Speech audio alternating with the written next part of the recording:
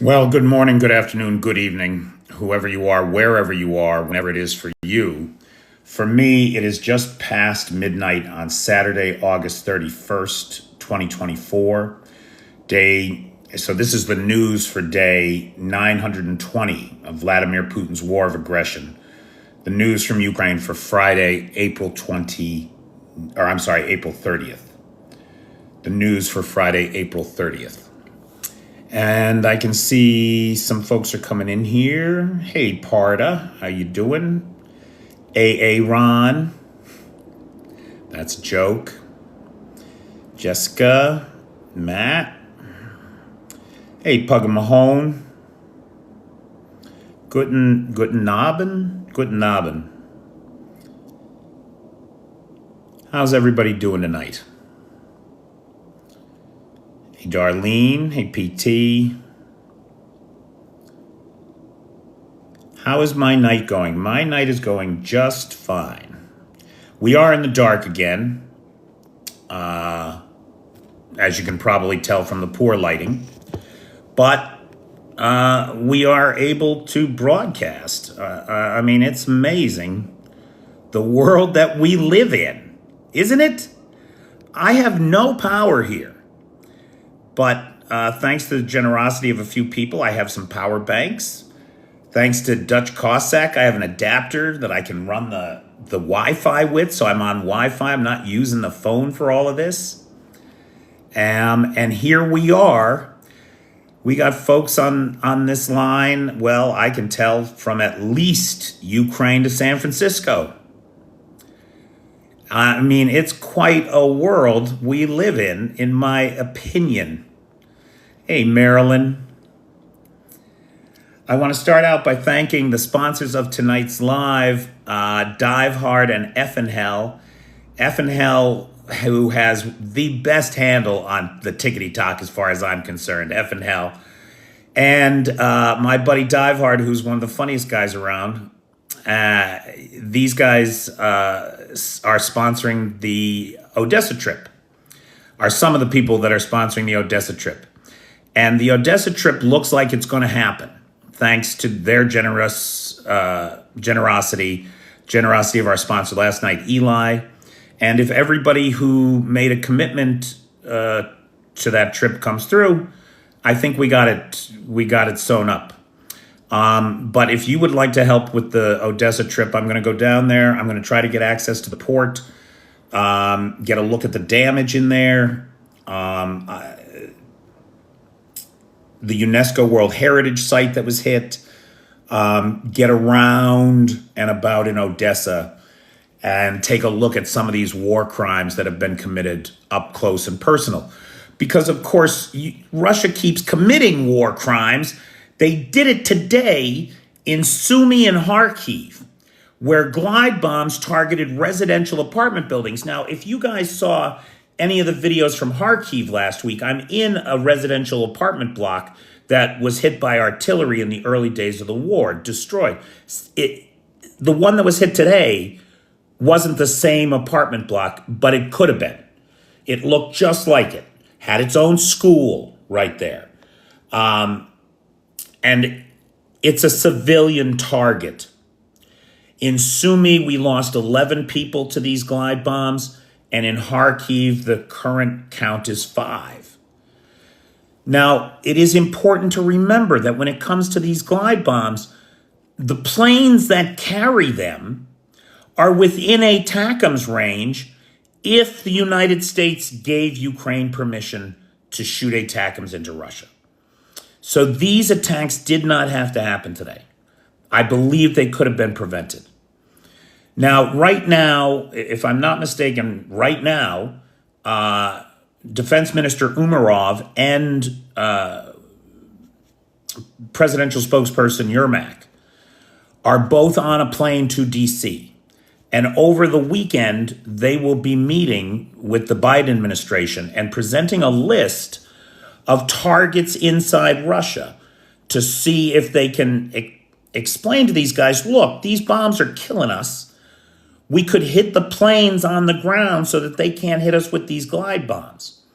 Now, everybody here should know that our dear friend of the channel, Vanetta Larrett, has the Google Doc share. And on the Google Doc share, there are email message templates that you can use to contact Congress, the Senate, and the White House regarding this very issue of ATACMS use and taking the handcuffs off of Ukraine. We're making them fight with one hand tied behind their back. And it is not good policy to try to micromanage this war from DC. It's a mistake. It's a mistake. One of the casualties in Kharkiv today was a 14-year-old girl. In Sumy, one of the casualties was a child on a playground. That's who's being unalived by these glide bomb munitions. Last night, I slept through it, frankly. I slept pretty good last night. Territorial Defense downed 12 of 18 drones coming in and 1 missile. And apparently that's everything there was. Today, Zelensky dismissed the head of the Air Force. Now, we don't have any details on this. We don't know exactly why he did. And in a completely unrelated story, Kyiv has confirmed the loss of the F-16 and its pilot, Oletsky Mez, this week. Now, the spokesperson for the Air Force, Olenchuk, said that the U.S. has joined the investigation and presented a preliminary report. For those of you who were on last night, we don't really know what happened with the F-16. Could have been pilot error, could have been a technical fault, could have been friendly fire. Now, I got to tell you, and so the Ukrainians are opening an investigation, right? Again, we don't know what happened. However, this dismissal of the head of the Air Force and the fact that the United States is joining the investigation and already has prepared a preliminary report, I mean, it seems to me that the most likely answer here is going to be that it was hit by a Patriot, that it was a friendly fire case, and that the stories we're hearing of it being hit by a Patriot are most likely. Of course, the Russians are crowing over this thing. And they're trying to take credit, right? I have so many comments on that video about how Russia blew that plane out of the sky.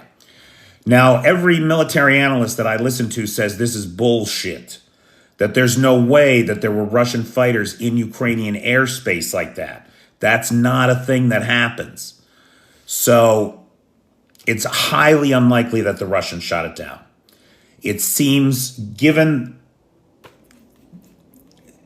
this report, that the fact that this preliminary report from the U.S. exists, given the dismissal of the head of the Air Force, I think we're going to find out pretty soon that it was, in fact, a friendly fire incident. Now, look, these things happen, okay?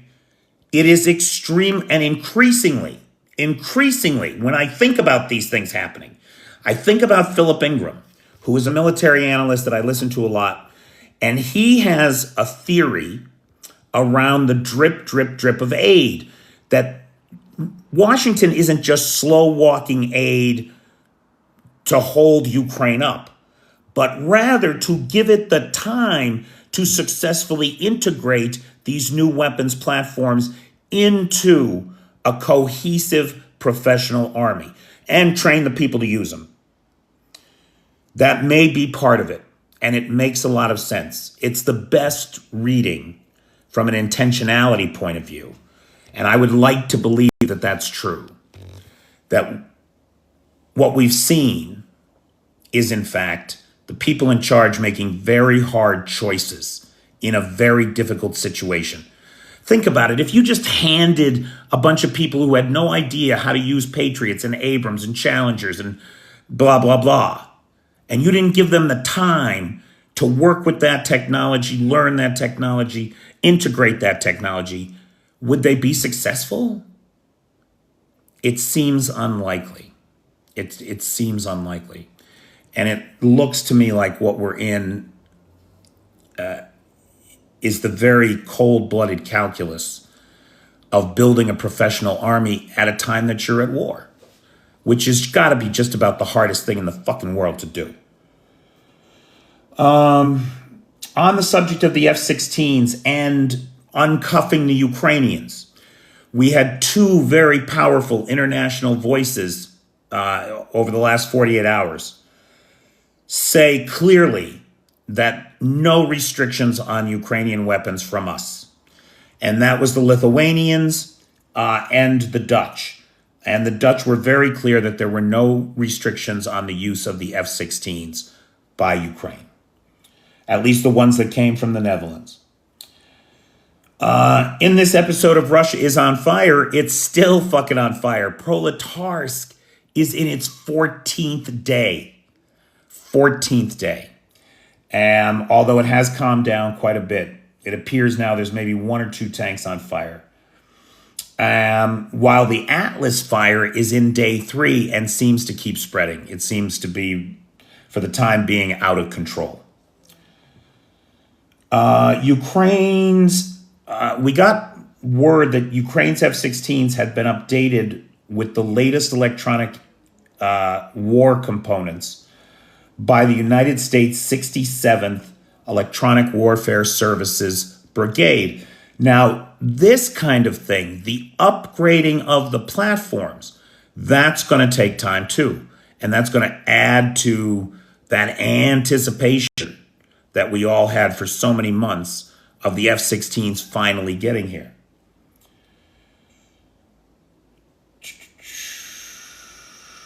Now, in the Pokrovske direction, the Center for Defense Strategies has suggested, so in the Pokrovske direction, the Center for Defense Strategies is suggesting that the Russian advance toward Pokrovske, which has recently accelerated to a rate of about 5 kilometers a week, over, about a kilometer a day, will culminate by mid-September. So they're of the opinion that the Russians don't have enough forces to take Pokrovske. So they're going to get right up to the city, and then all of a sudden things are going to get very difficult for them, and their advance will slow to a grinding halt. Now that's a bold kind of statement to make. For my part, you guys know what I think. I think that Pokrovske is another trap, just like Bakhmut, just like Avdiivka. The Ukrainians see that the Russians are fixated on it, and so they put as much manpower there as they can to do the most damage, attriting those forces and slowing them down, so that while maybe you can claim a victory, you took Bakhmut, you took Avdiivka, you took Pokrovske, there's nothing left to it when by the time you take it. There's nothing there. And secondly, what it cost them to get there. And in the meantime, what we see is the Russians pulling forces from everywhere else to go to Kursk. Dave Hayes is suggesting that this is a better trap than Bakhmut. Zelensky's suggesting that the Ukrainians are going to lose 60,000 men on this one, Dave, which is about 3 times what we think they lost in Bakhmut, right? So anyway, time will tell. From my part of it, I don't have any intention of criticizing the Ukrainians for the Kursk strategy. Kursk is working out just fine for them. I do want to mention some of the Russian mill bloggers are suggesting that they're moving toward Pokrovske too easily, that it's too easy, and that it's raising red flags that, in fact, Pokrovske is a trap. Now, these are the Russian mill bloggers, right? So that's an opinion coming from that direction, which I think supports my opinion. Russia did attack. Can you guys hear that air raid siren? The air raid is, the alarm is going off again. Avery, that could be that Ukraine does have strategic reserves they are not talking about.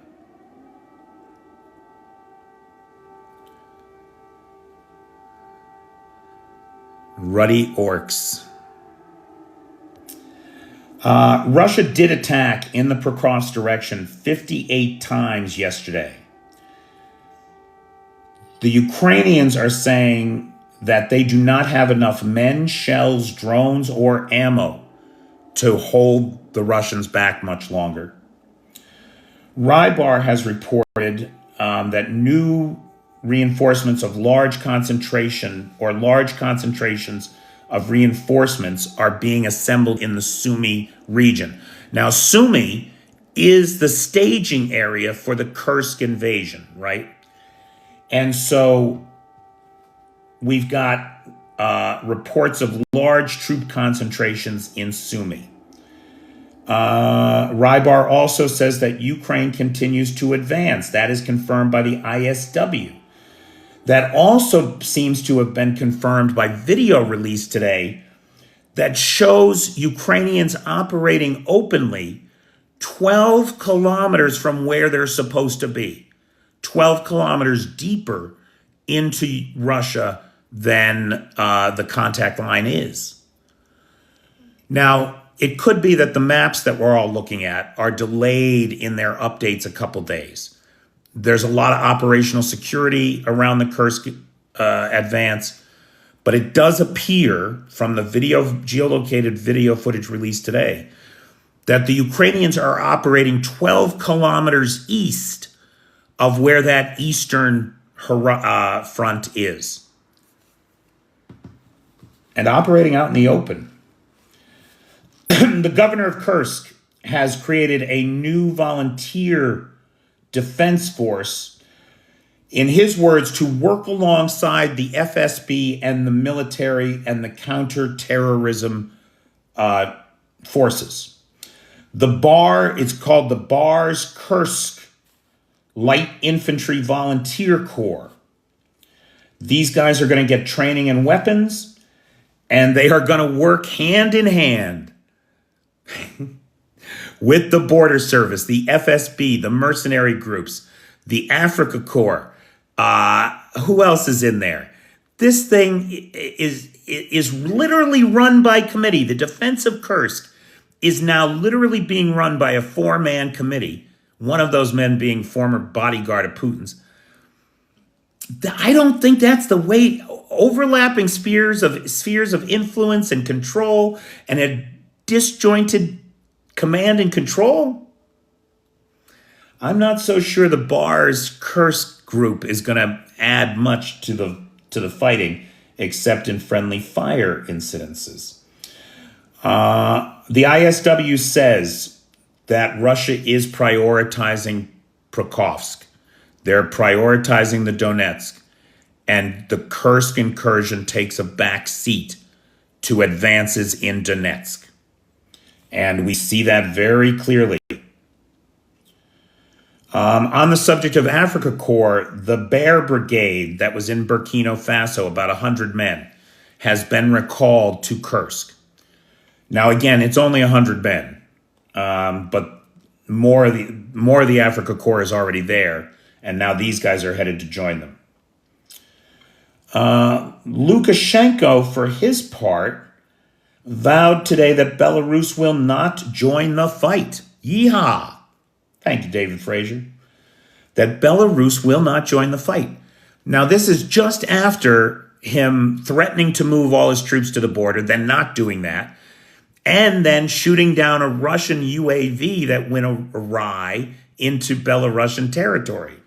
Right? One of the Belarusian MiGs shot that out of the sky yesterday. Russians lost a Book M1 air defense system down in Kherson. They're a good system. The Russians have a lot of them, and they cost a couple bucks, a couple $1 million a piece. I want to say 30, but you'd have to fact check me on that. In Chasiv Yar, now guys, look at one of the reasons that this channel exists is to disambiguate Russian disinformation, right? And for a Book M1, Birdie, you heard 700 million? No, I don't, not for a Book M1. Yeah, there's an error alert. We heard it on this in stereo here. Okay, so look, one of the things that we do around here is we try to disambiguate Russian disinformation, right, my friends? And a bunch of the Russian mill bloggers have been reporting that they've captured 40% of Chasiv Yar. This is nonsense. Nonsense. The Russians are stalled and have been stalled for weeks east of the canal. The canal forms a natural barrier. They're having trouble getting across it, right? They are in the far eastern canal district of Chasiv Yar. It's maybe 15% of the town, maybe. But they do have that. How they're going to get beyond that is anybody's guess, because they sure are having trouble.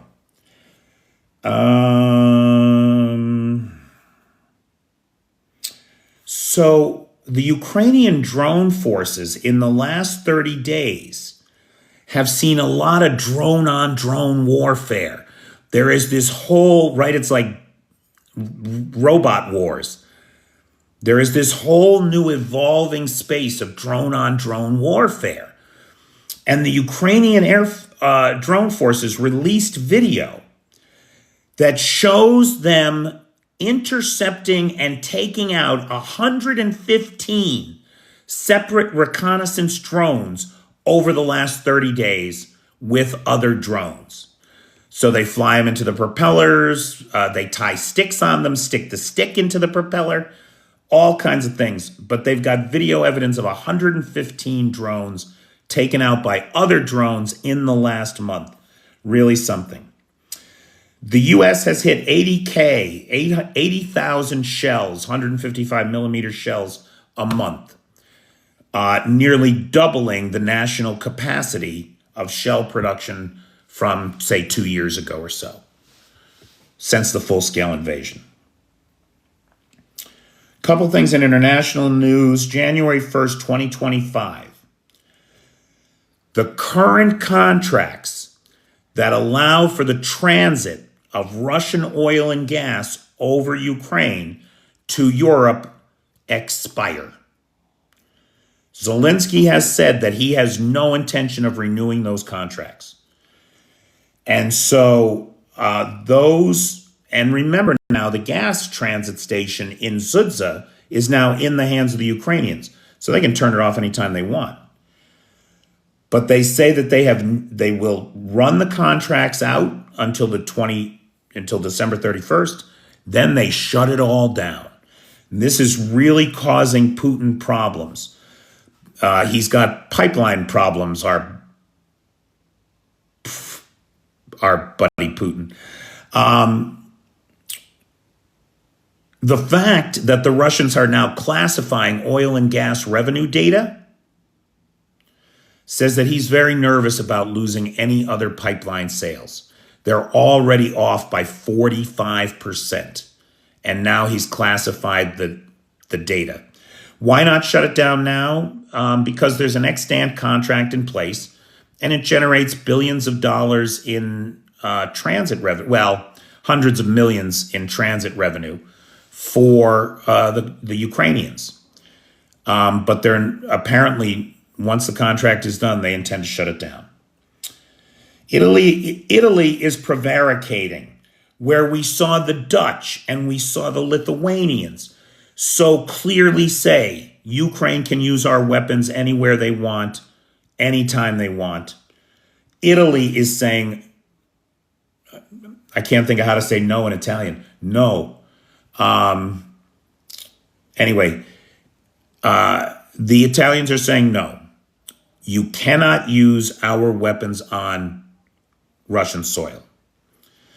Now that makes it very difficult for the Ukrainians. Now they got to keep track of whose weapons are what, where they, I mean, it's this kind of political micromanagement of war that makes winning it so hard for the Ukrainians, in my opinion.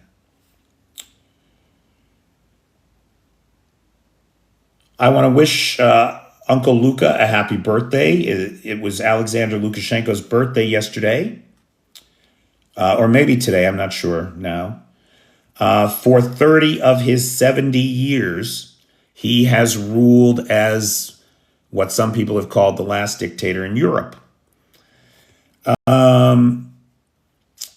My favorite line by him, well, two things. Putin awarded Uncle Luka the Order of St. Andrew, which sounds nice, doesn't it? It sounds very British, very monarchical.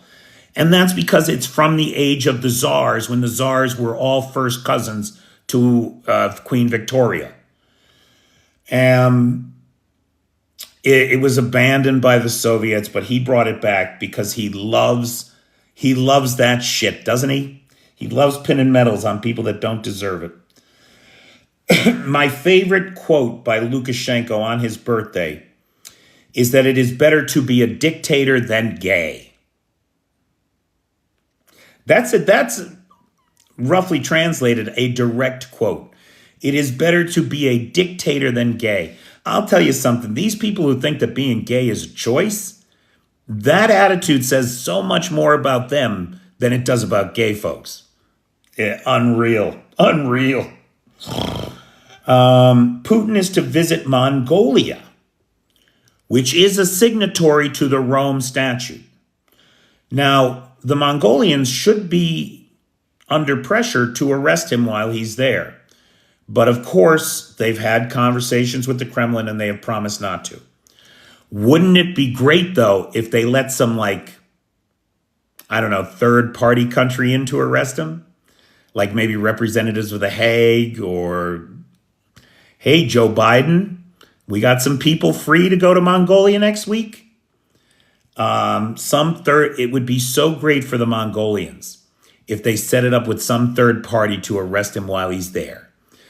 It would, first of all, propel Mongolia to the center stage as in world geopolitics, right? They took down the tyrant Putin. And the very next headline would be, Putin still in Moscow, body double arrested in Mongolia.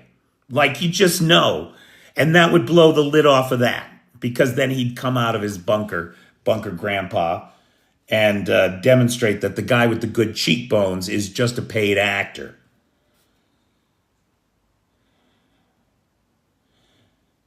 This is really something. So a guy was in jail in Russia for murder. He gets out, goes to the special military operations, survives his 6 months, goes back to Russia. Murders again. Instead of going to jail, he signs another contract, goes back to the military. This is who Russia's got fighting for it. It's something. The Freedom of Russia Legion hits the Eye of Moram, as I like to call them. They are these listening posts, these Moram M listening posts. And these things can identify a single person 10 kilometers away walking through the woods. Pretty something. They're not very expensive, maybe $500,000. But the Freedom of Russia Legion keeps blowing them the fuck up. And they just hit another one, we believe, in the Belgorod region, though it's not clear.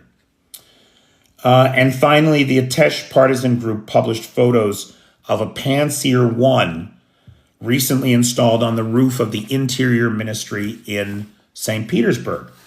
Now, why are they sticking air defense there when all the action is at the front? It's because they're running out of air defense. And Putin is increasingly pulling air defense back to protect the northern capitals, leaving the front increasingly exposed as the Ukrainians and the Freedom of Russia Legion keep targeting those critical air defense radar, ground radars, and early warning systems. Russia's in trouble, and the Kursk offensive has really rattled them, boy.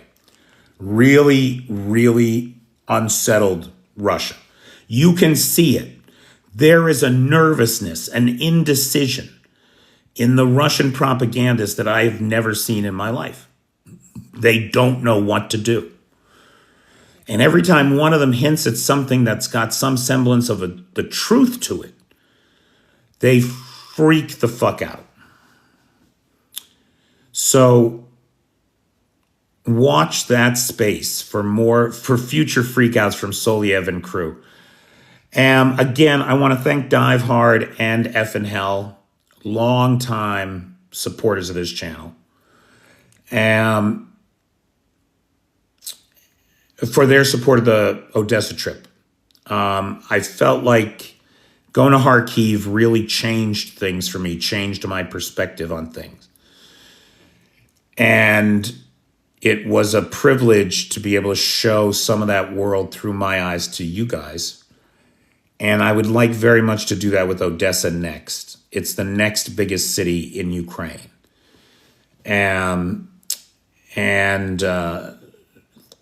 Thanks to those guys and some other sponsors who are coming up. Eli, who sponsored last night. Ballerina, Fitz, and Ant. Ant is here tonight. These guys will all be getting my thanks over the next few days. Along with that, let me thank the moderator team, the best moderator team on the Tickety Talk, Cheyenne, Vanetta, PT, Jay, and Travis. Thank you guys. They're here every night, folks. Try your waitress, tip the veal. Sorry. Thanks to Nightshade, who has the Peter's Peeps public group over on the Book of Faces. That's where these lives get reposted every day. So if you miss it, you can catch it there. And big thanks to Vanetta Larrett, who has the Dismantle Project 2025 group and the Google Docs Share, where you can get letters to the American Congress, White House, and Senate for all things related to the security of Ukraine and how America might be able to help. Like, say, with a no-fly zone west of the Dnipro, or unrestricted use of ATACMS in Russian space, etc. Birdie says, Peter, when this is over, we should all meet up in Kyiv for a beer or two. Birdie, no. We're going to have a pig roast on a Crimean beach. Now, maybe once airplane service is restored, you might want to fly into Kyiv. But it's a long fucking drive to Crimea. You might want to just fly into Jankoy. And we are going to barbecue a whole pig on the beach in Crimea. So please do join us for that. Cheyenne just posted or pinned the link to the Google Docs share. I encourage folks to go out there. Crimean beach party is already booked. Sorry, I'm a veggie. What does that have to do with anything? We'll grill vegetables too. We're not just going to cook the pig. Russian wreck diving. Yeah, man. That'd be awesome. Are you veggie too, Maddie? I mean, look, we're in Ukraine. There's going to be a lot of potatoes too.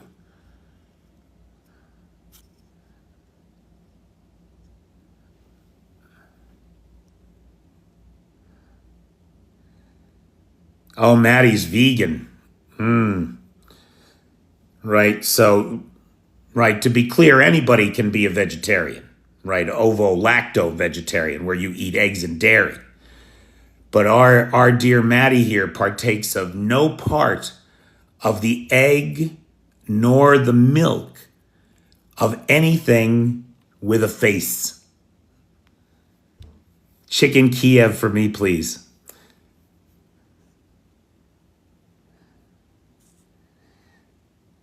Oh yeah, there's so much good vegetarian and vegan here too, because there's a lot of Mediterranean food and a lot of Middle Eastern food. So it's easy to get some good hummus and falafel and Israeli salad. Your pasta bolognese won't go over well. I don't know why it wouldn't go over. Well, not with Maddie and Bertie it won't, but it'll go over with the rest of us. Little nice pasta bolognese to start.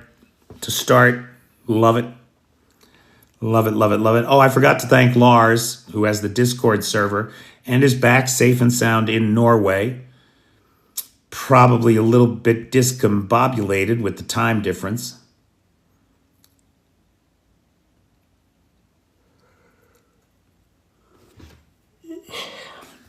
Oh yeah, I love a good carbonara, Paul. Good night, David. Oh, we'll have tasty ribs. Maybe we get some beef short ribs too.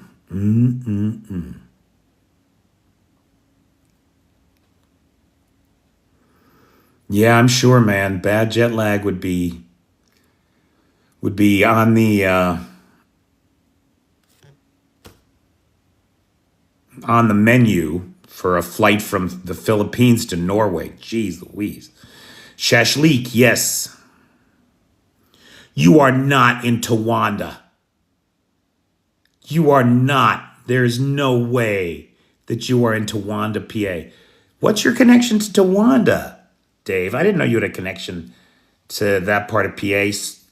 So Tawanda is about 90 minutes from not the last place I lived in PA, but the place before that. And the only time I took that drive was for a woman. Now that I think about it. Thank you, Maddie. I'm an omnivore, like the rest of my species. Oh, your family's from there. Oh, well, that makes sense, Dave. It probably makes sense why we kind of click, too, because, you know, when you're from a place or your family is from a place, you have a certain way of looking at the world. Is Monday Labor Day?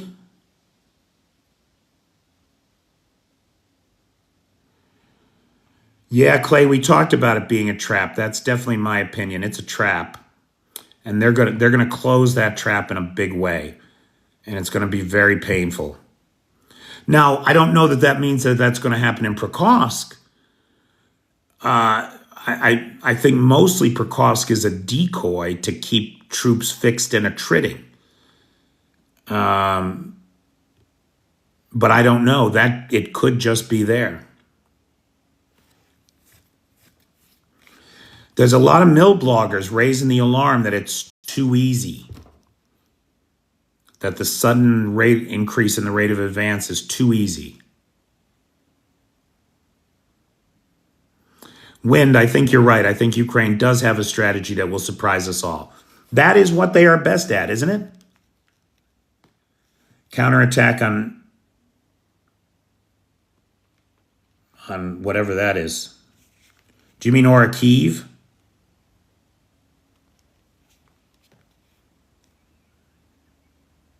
Ferocious squirrel. Ferocious squirrel, are you related to rational squirrel?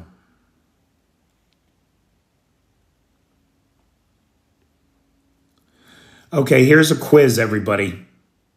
Here, I'm going to play Doc for a second. On August 30th, 1918, a significant event occurred involving Soviet leader Vladimir Lenin that had major implications for his leadership and the early Soviet state.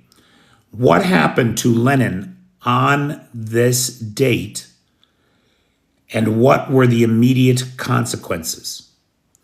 So what happened to Lenin on this date? He was appointed as head of the Soviet government. He was awarded a Nobel Peace Prize. he signed the Treaty of Brest-Litovsk, or he survived an assassination attempt. You're thinking of Trotsky, Bobby. And that was a couple years later, after Brussels. Does anybody know what happened to Lenin on this? No Googling. On this date in 1913. Paul says number 3, which I have to return to the list now. Treaty of Brest-Litovsk. Truthful gets it right. Lenin survived an assassination attempt, which, by the way, Mel Brooks did a great job of lampooning in History of the World Part 2 on Hulu. If you haven't seen that yet, now it's only good if you're a Mel Brooks fan. He's a very particular taste, I think. But if you're a Mel Brooks fan, History of the World Part 2 on Hulu is well worth to try it for free for a month before you get billed Gambit. I like quizzes except spelling it. Oh, Brooks was always fabulous.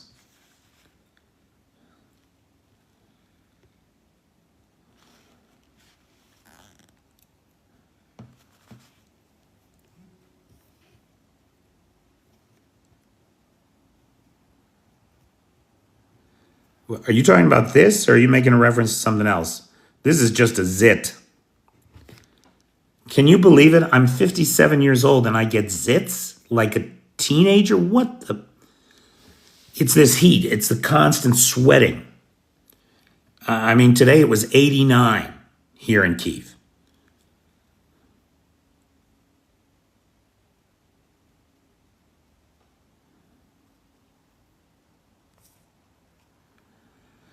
Yeah, they broke their record the other night.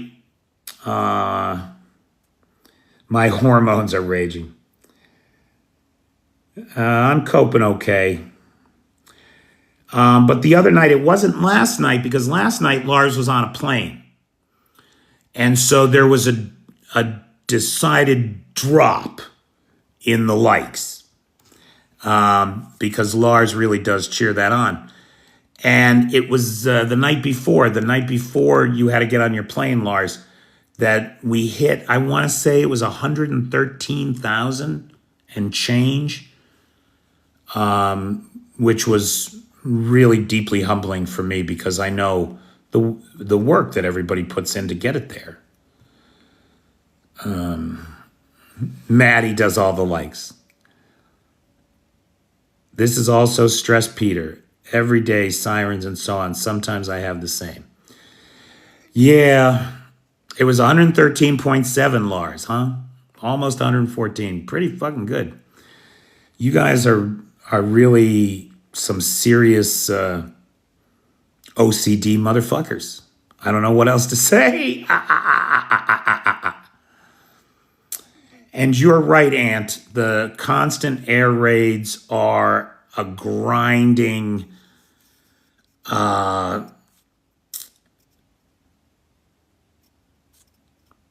just a grinding, wear you down kind of event. You are not wrong. You are not wrong at all.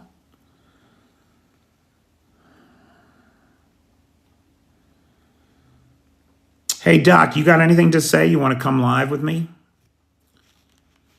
Because it's Friday and I'm tired and we still got 15 minutes and I don't know if I have 15 minutes in me.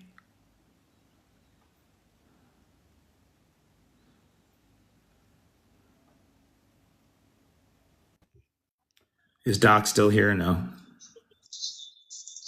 Oh, there he is. Hey, can you hear me? I can hear you. How you doing? Oh, fine. I'm here visiting my mother, uh, and Hello, Mrs. we're Hayes. she's watching the U.S. Open, and I'm looking at Lake Wissahickon, which is by Towanda there.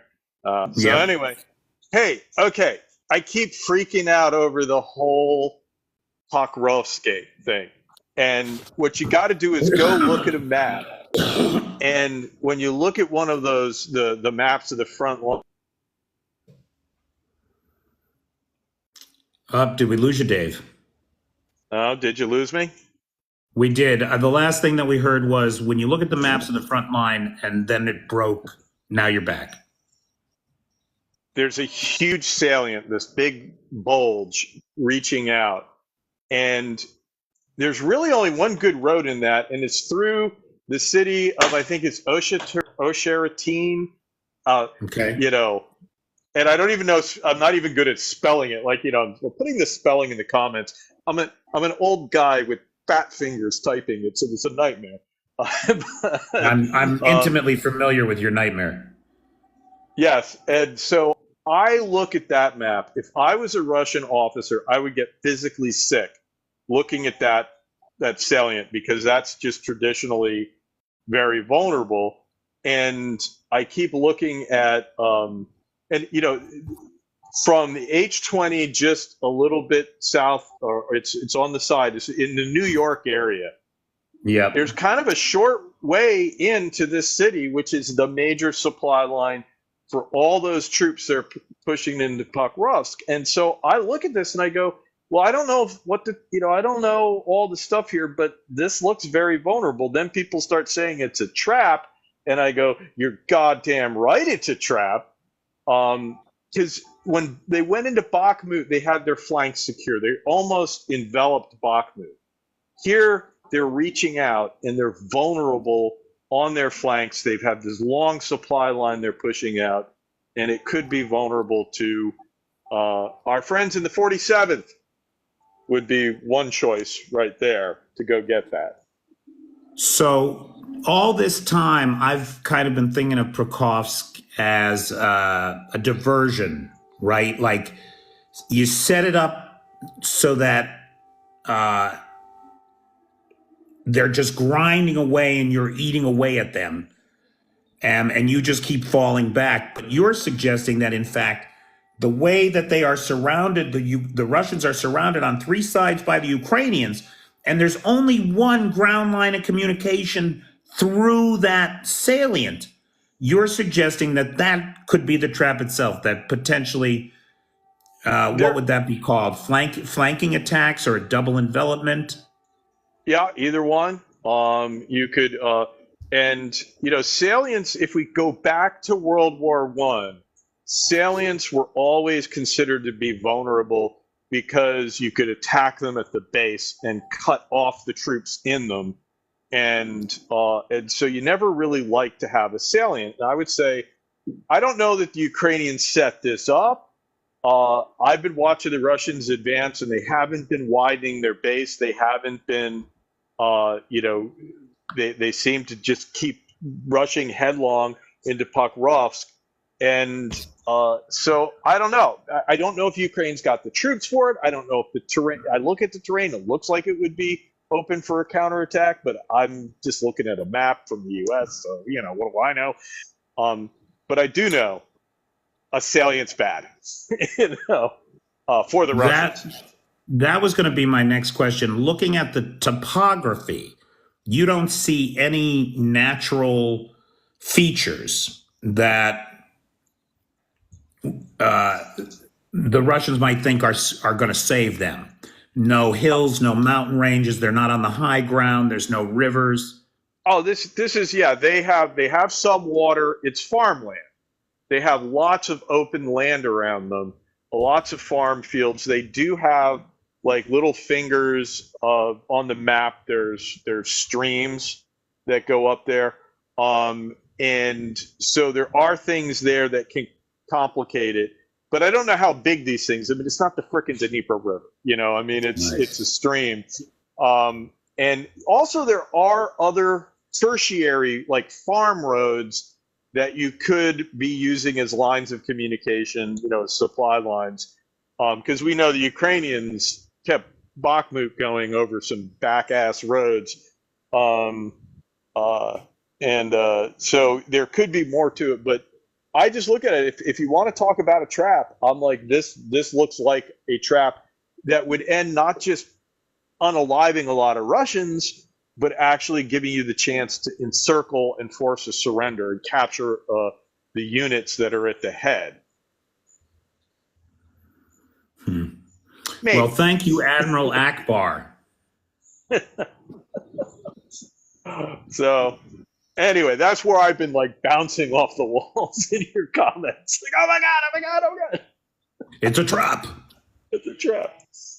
But anyway, so does anybody have anything for Dr. Hayes while he's here with us?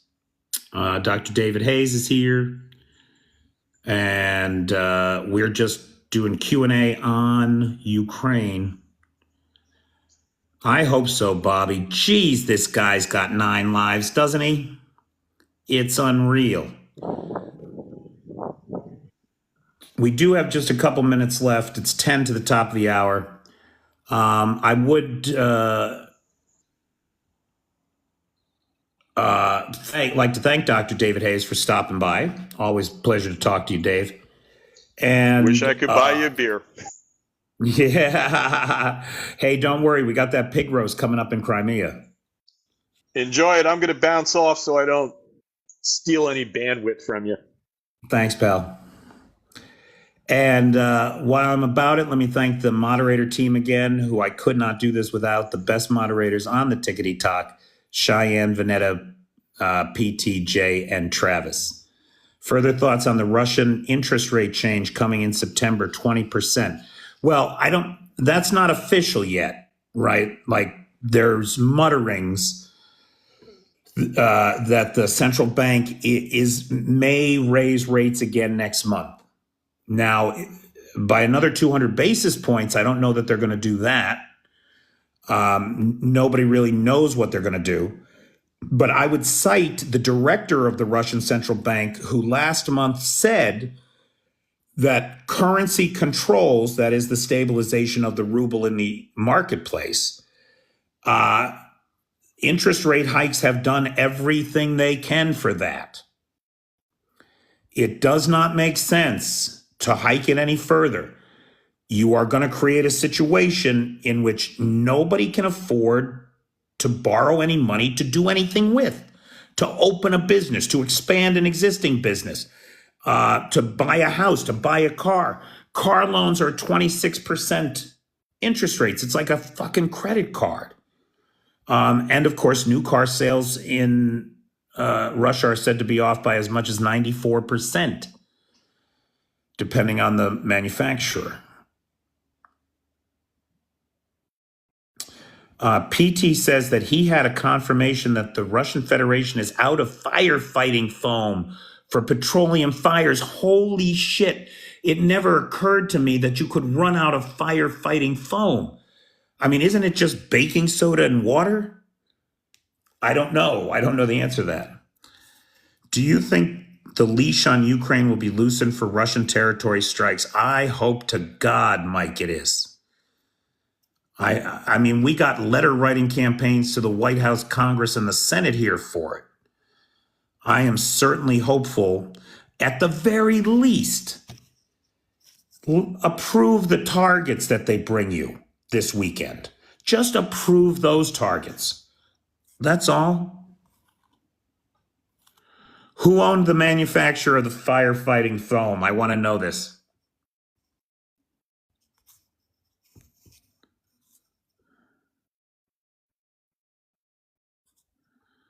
Prices are like shopping at the airport. What prices? Are you talking about in the U.S.? Oh, you're just getting old. Stop it. Hey, Robbo. Prigozhin had the firefighting foam company and now it's bankrupt. Boy, it's a small world, isn't it? It is a world full of ironies and wonder. Shopping in the supermarket is like shopping at the airport. You know, Fitz, compare the prices from 5 years ago to the prices from 25 years ago, right? You know, it's just the way things go, pal.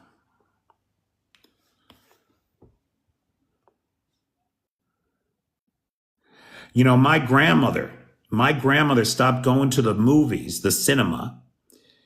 I want to say it was 1947, because all of my aunts were born. She said all the kids were born at that time. And it was because they raised the price to 25 cents a person. And she refused to pay 25 cents to go see a movie. And never saw a movie on the big screen again the whole rest of her life, until we took her to see Grease at the drive-in. Oil fire foamade from fluoride. Prigozhin had his fingers in a lot of pots, boy, but at least he got it done.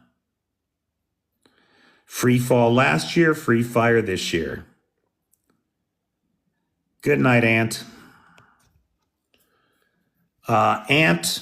Anton there, our buddy down in Odessa, supports the Odessa trip as well. If anybody wants to support that trip, or if you've contacted me and made a commitment to support that trip, the PayPal is in the bio. Don't get confused, because you get to see my real name when you PayPal me money. Good night, Clay. But I am excited to be getting ready to think about going to Odessa and being able to show you some of Odessa and how Odessa has been hit.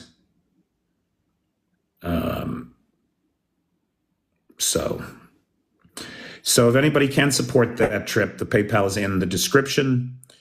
If anybody would consider long-term support, the channel can't exist without the Patreon supporters. So if anybody is interested in long-term support, just a few bucks a month, if you can kick $5 or $10 a month, that is meaningful to me. Yes, it is. Deathcore Dad says, Pete is a great guy. Support him. You know, the thing about the death metal guys is the death metal guys are always, in my experience, really good guys pretending to be jerks, while the hippies are almost always jerks pretending to be good guys. Not the hippie girls, the hippie guys.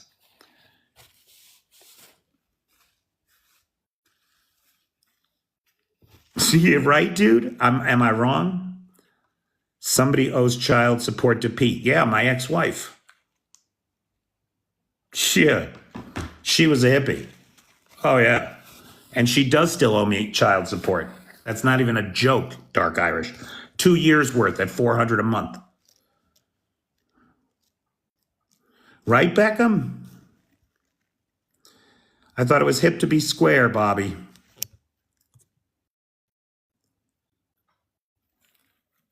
I got to do the puzzle piece thing now. And I never get it right. It's so stupid.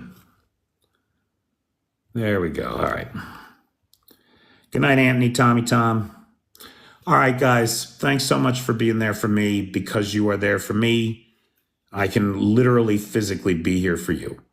And it's my great pleasure and privilege. Make it a great day, everybody.